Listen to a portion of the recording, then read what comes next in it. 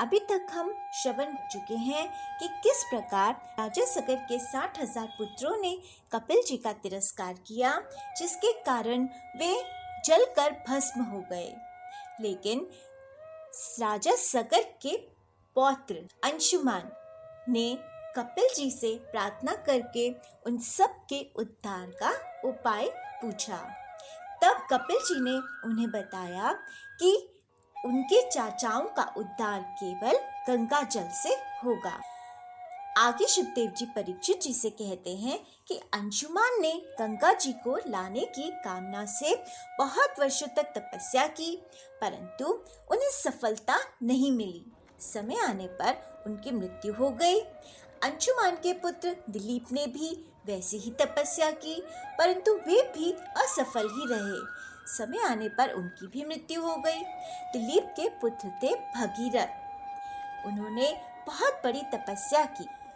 दर्शयामास तं देवी प्रसन्ना वरदास्मिते इत्युक्तः स्वमभिप्रायं शशंसावन्तो नृपः। उनकी तपस्या से प्रसन्न होकर भगवती गंगा ने उन्हें दर्शन दिया और कहा कि मैं तुम्हें वर देने के लिए आई हूँ। उनके ऐसा कहने पर राजा भगीरथ ने बड़ी नम्रता से अपना अभिप्राय प्रकट किया कि आप मृत्यु लोक चलिए। को अपि धारिता वेगम पत्यंता में महितले अन्यथा भूतलम वा नृप यास्य रसातलम। गंगा जी ने कहा, जिस समय मैं स्वर्ग से पृथ्वी तल पर गिरूं, उस समय मेरे वेग को कोई धारण करने वाला होना चाहिए। भगीरथ, ऐसा न होने पर मैं पृथ्वी को फोड़कर रसातल में चली जाऊंगी।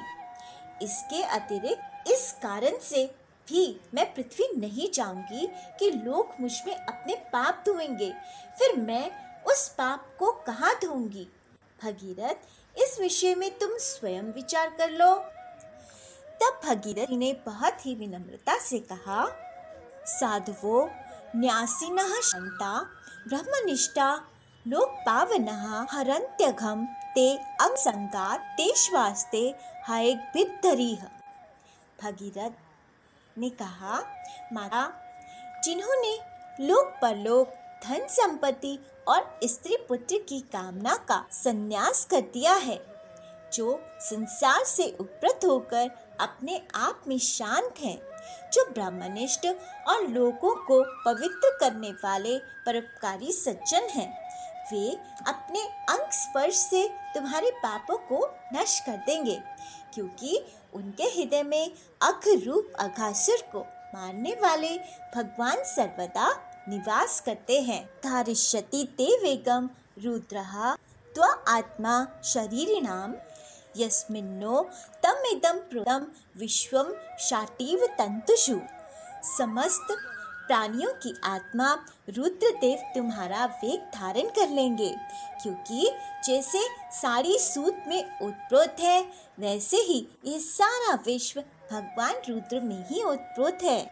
परीक्षित जी, गंगा जी से इस प्रकार कहकर राजा भागीरथ ने तपस्या के द्वारा भगवान शंकर को प्रसन्न किया। थोड़े ही दिनों में महादेव जी उन पर प्रसन्न हो गए। भगवान शंकर तो संपूर्ण विश्व के हितैषी हैं ही। राजा की बात उन्होंने तथास्तु कहकर स्वीकार कर ली। फिर शिव जी ने सावधान होकर गंगा जी को अपने सिर पर धारण किया। क्यों न हो, भगवान के चरणों का संपर्क होने के कारण गंगा जी का जल परम पवित्र जो है। इसके बाद राजऋषि भगीरथ त्रिभुवन पाविनी गंगा जी को वहां ले आए, जहां उनके पितरों के शरीर राख के ढेर बने पड़े थे।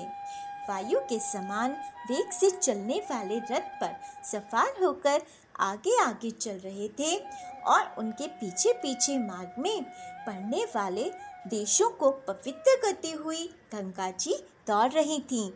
इस प्रकार गंगा सागर संगम पर पहुंचकर उन्होंने सगर के जले हुए पुत्रों को अपने जल में डुबा दिया। यद्यपि सगर के पुत्र ब्राह्मण के तिरस्कार के कारण भस्म हो गए थे, इसलिए उनके उद्धार का कोई उपाय ना था।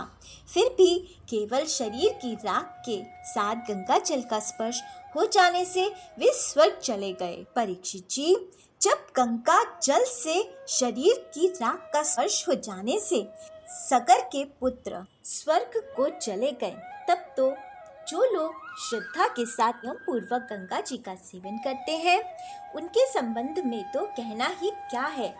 मैंने गंगा जी की महिमा के संबंध में जो कुछ कहा है, उसमें आश्चर्य की कोई बात नहीं है, क्योंकि गंगा जी भगवान के उन चरण कमलों से निकली है, जिनका श्रद्धा के साथ चिंतन करके बड़े बड़े मुनि निर्मल हो जाते हैं और तीनों गुणों के कठिन बंधन को काटकर तुरंत भगवत स्वरूप बन जाते हैं।